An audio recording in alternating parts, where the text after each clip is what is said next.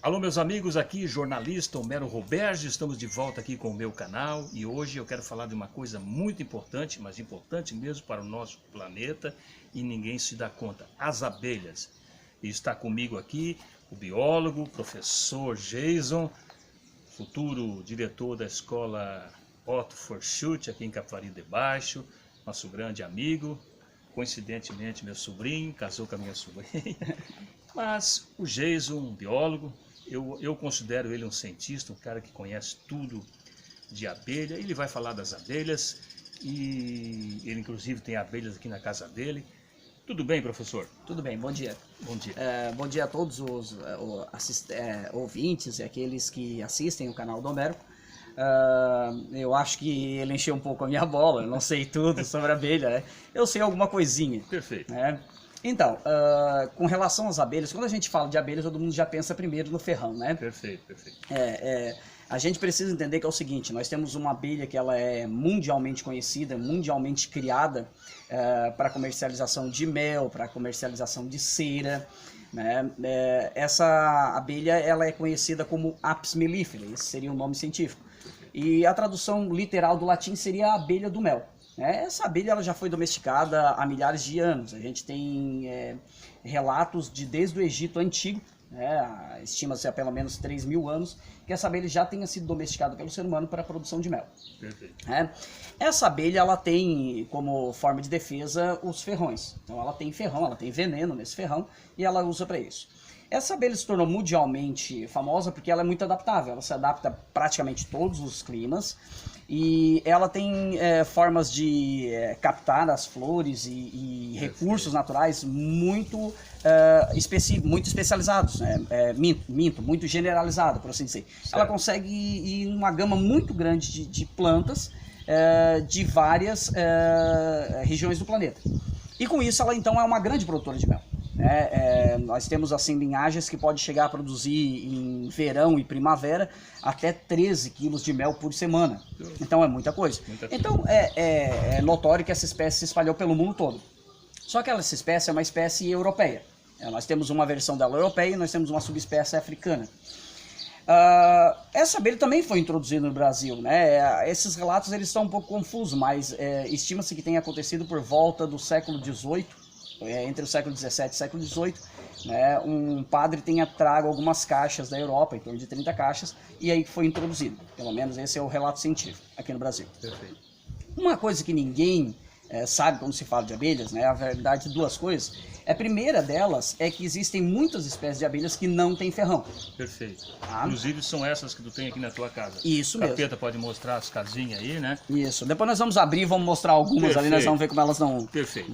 Não tem... Elas têm formas de defender a colmeia delas, né? Que é basicamente se enrolar no pelo dos animais, dar beliscões, mas elas não envolvem um risco à saúde humana. Perfeito. Nada disso envolve um risco. Perfeito.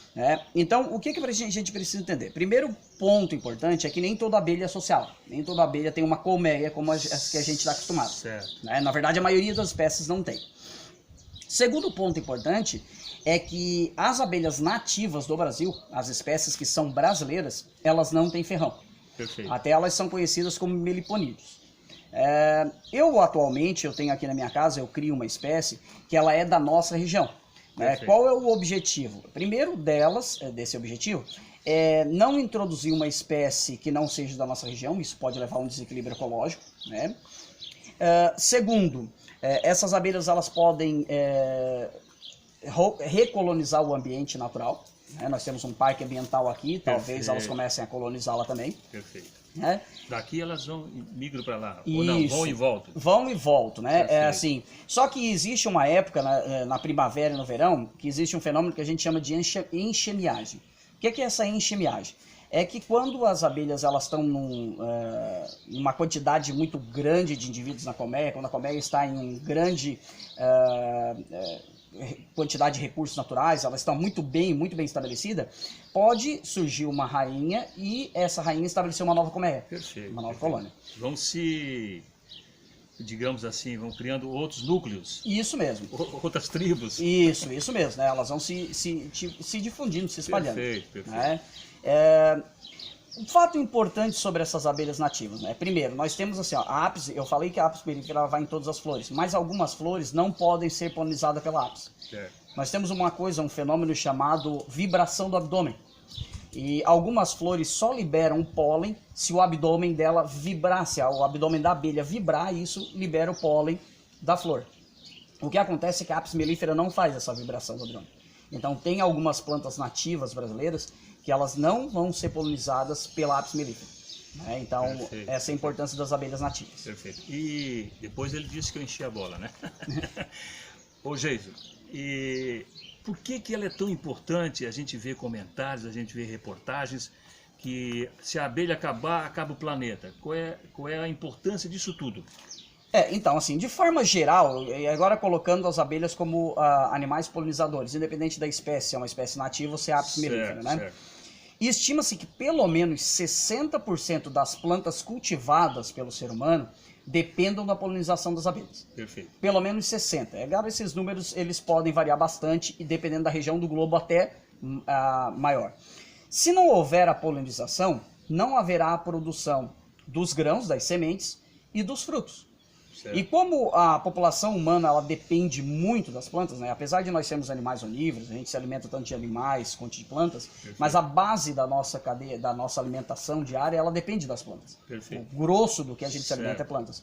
Então, se a gente não tiver esses animais polinizadores, pode acabar definitivamente trigo, arroz, perfeito, milho, soja. Então a gente teria um grave problema de alimentação mundial com a extinção desses animais. Perfeito. E às vezes a gente veja uma abelha solitária em algum ponto da casa, ela se perde do grupo, o que acontece? Ou ela não vai em bando, ela se divide, cada uma vai numa flor.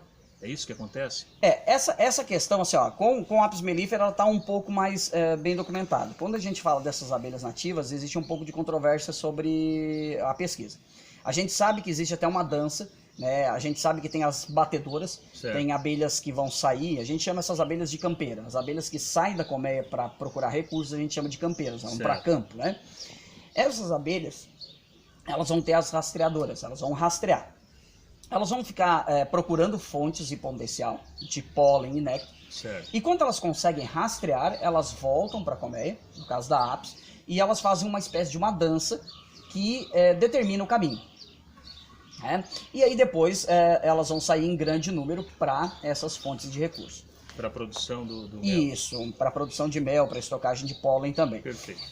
Quando se trata dessas abelhas nativas, é um pouco controverso, né? Sabe-se que elas têm algumas danças, mas alguns autores falam até de feromônios, que seriam espécies de odores, cheiros, certo, que animais liberam para dar uma mensagem química.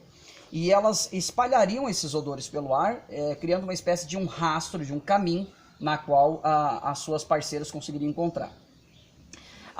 Essa abelha que eu tenho aqui na minha residência, ela pode sair até 2 km da sua colmeia. Ela pode, né, num raio, né, certo, de 2 km. Quando uma abelha se perde do caminho, pode ser 2 motivos. Primeiro que ela pode ser uma abelha que está rastreando, está tentando encontrar alguma fonte de recurso, perfeito, e acabou presa em algum lugar. E segundo, pode ser que ela está morrendo. As abelhas campeiras, elas têm uma espécie de prazo de validade, perfeito, por assim dizer. Perfeito. Elas vivem em torno de 60 dias. E quando elas estão no fim da sua vida, elas ficam perdidas, elas não voltam para comer. Elas perdem os seus não sentidos de rastreamento, perfeito, e depois perdem até a capacidade de voo. Por isso que às vezes a gente encontra abelha andando pelo chão. Perfeito. Vamos mostrar aqui então, Capeta? Vamos mosrar aqui. Essa caixa aqui, ela não está bem legal para a gente ver. Vamos dar uma olhada naquela outra. Vamos mostrando aqui. Aqui é o quintal do Geiso, né? Deixa eu só um pouquinho aqui, ó, Capeta, só um minutinho que o fio tá muito comprido aqui. Aqui, então. Pode mostrar aqui, Capeta. Pode chegar pertinho que essa abelha é inofensiva. Isso, essa daqui, essa ela não envolve um risco, né? Então nós temos aqui, ó, nós temos algumas diferenças em relação à Apis mellifera, né? Certo. A primeira diferença que a gente vê é essa questão aqui, ó. Elas misturam resinas de árvores com barro, né? Então, isso é uma coisa que a gente não vê numa colmeia de Apis, né? Aqui nós vemos um invólucro de cera. Certo, tá? Certo. Uma outra questão interessante que a gente vê dessas abelhas, né? Aqui não dá de ver muito bem, depois a gente vai mostrar uma outra. Ó. Elas fazem favos para as crias, as novas abelhinhas, né, como Certo. vocês estão vendo ali, ó, tem até Perfeito. casinhas abertas. Perfeito. Né? Então elas constroem isso também. Tá? Só que elas não guardam o mel nesses favos, como faz a Apis mellifera. Certo. Elas constroem potes, né?